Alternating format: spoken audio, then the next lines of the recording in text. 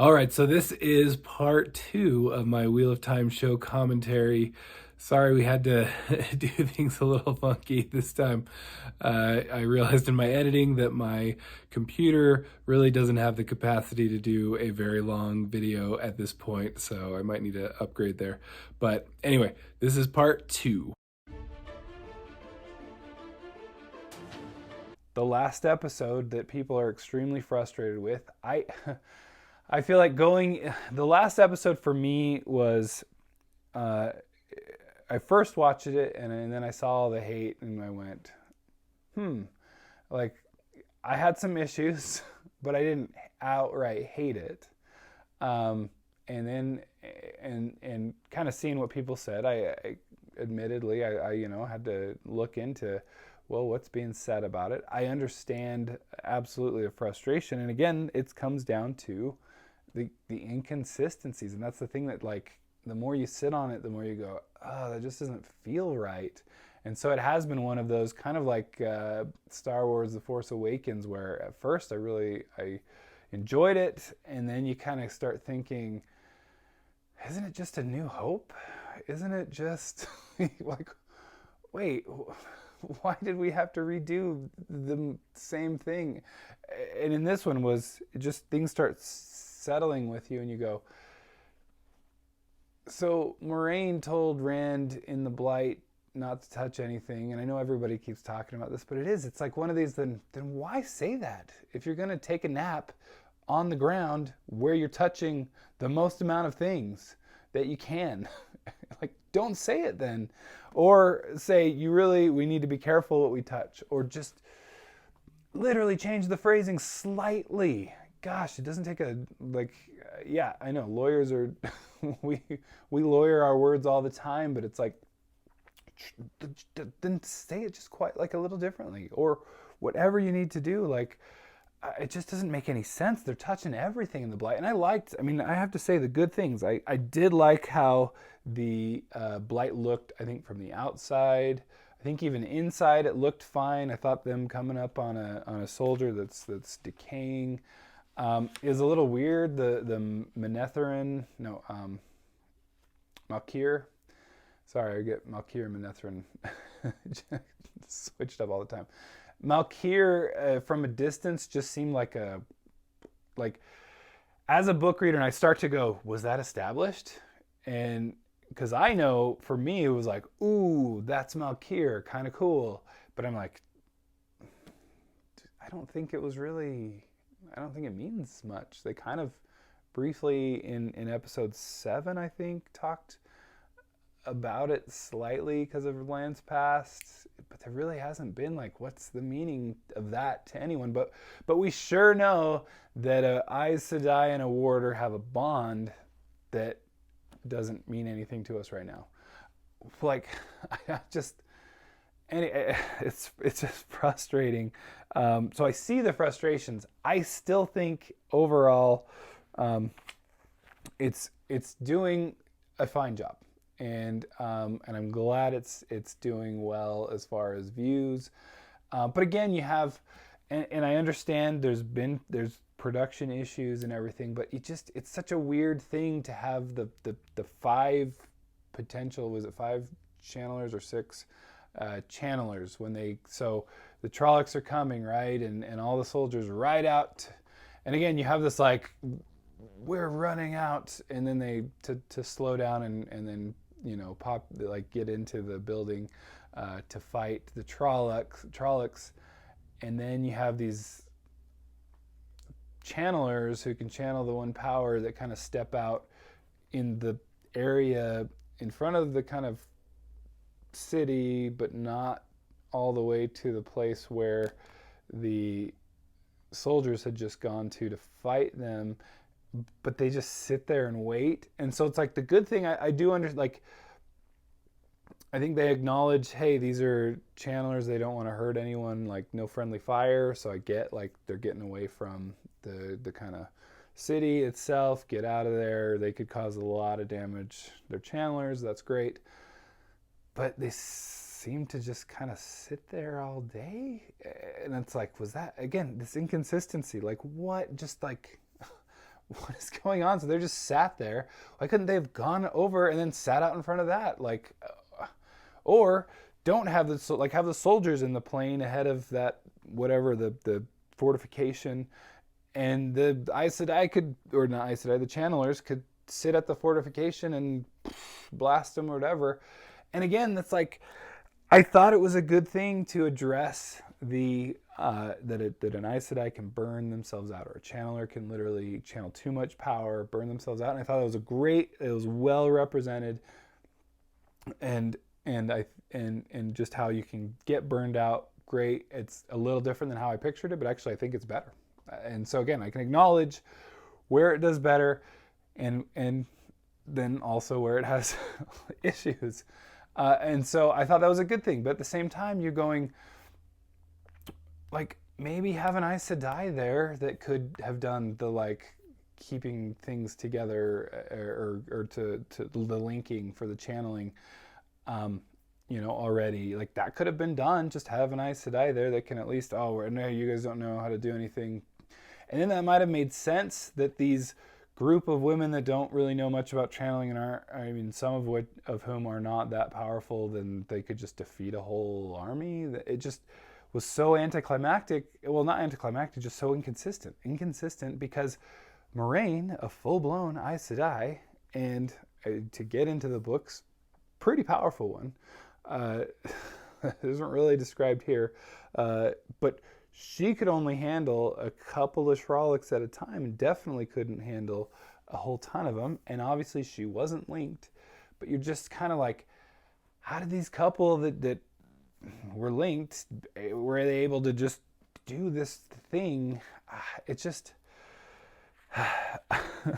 and especially it takes away, or maybe they're trying to show some foreshadowing for why Nynaeve can just do what she did when she suddenly just healed everyone in a huge burst of power and showed how powerful she is, and showing that can happen. But it just, again, it seems like that takes away from Nynaeve more than anything, because she's supposed to be this unique person. So I just, to wrap up my feelings, and again, this is that there's no perfect, I just don't feel like you can have different opinions on this. This one is a sliding scale. You can be absolutely frustrated, because I 100% understand it. I've been able to kind of divorce myself from the book and the show to some degree. Do I expect everybody to be able to do that? No. Is it to deal with my anxiety? Probably. But I just feel like they had the season 2 kind of, I don't know, I feel like that was approved pretty early on, and maybe I'm wrong here, and maybe it wasn't approved quickly enough, but I'm like, you have 2 seasons almost here right at the beginning to really set things up, which gives you room to have a slower burn. Yeah, maybe your first couple episodes won't be as powerful as they were, but you had more time to gain that following than you would have had. Because I get the reason why and because again, I've admitted I really liked the first episode, but in kind of looking at the whole thing and what didn't get set up and what was missing and what kind of inconsistencies were almost set up because of the rushed nature of that, when you could have just taken some time. And I do understand that I think Rafe Judkins had asked for a couple extra episodes for the season to just really kind of set things up, and he didn't get them. So you can definitely feel it in there. But again, I feel like you had a whole episode, what was it, number 5? Whole episode 5 that I just feel like was mostly wasted, because for an issue that just isn't going to be something that needs to be addressed yet. And the more I've thought about that, so I think at the time I was, when I was reviewing it, I did like it. Again, I haven't said anything other than liking it today as an episode on its own, but as an episode as part of this series, that did it need to happen now? That's stuff that addressed that later. So it's a mixed bag, I have to say. The Wheel of Time. It's been a little frustrating. I like, for instance, I like Ishamael, and I think a lot of people have had issues with Ishamael. I thought that was I thought the actor did a wonderful job, and I even thought that last, where Rand is actually in the eye of the world, and he's in that kind of scene with Egwene, and they're a family, and it's in this kind of dream world-ish state, and that's again another. We got a lot to explain there, but I thought even like coming like Rand kind of realizing this isn't real because that is not her. I want her to be able to do what she wants to do. Great, wonderful, 100% was like yes. Like I felt like it's like yes, exactly. And that's the Rand I know, and Egwene I know, and that's I think exactly the spot on thing that happened, that would happen, books or in the show, even though it didn't happen in the books. But I thought that was wonderful. But then in the end, it was just kind of anticlimactic. Like it just kind of like, or he has a thing in his hand, the Sangreal. Like, really? Is that what the like going against the Forsaken is? I don't know.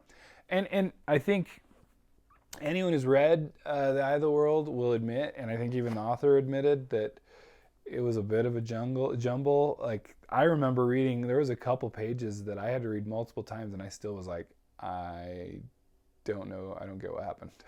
I remember rereading it. This is literally back in 2006, I think, when I first read The Eye of the World. I want to say 2006 or 7. And I just remember going, am I stupid? Because I am not getting what happened.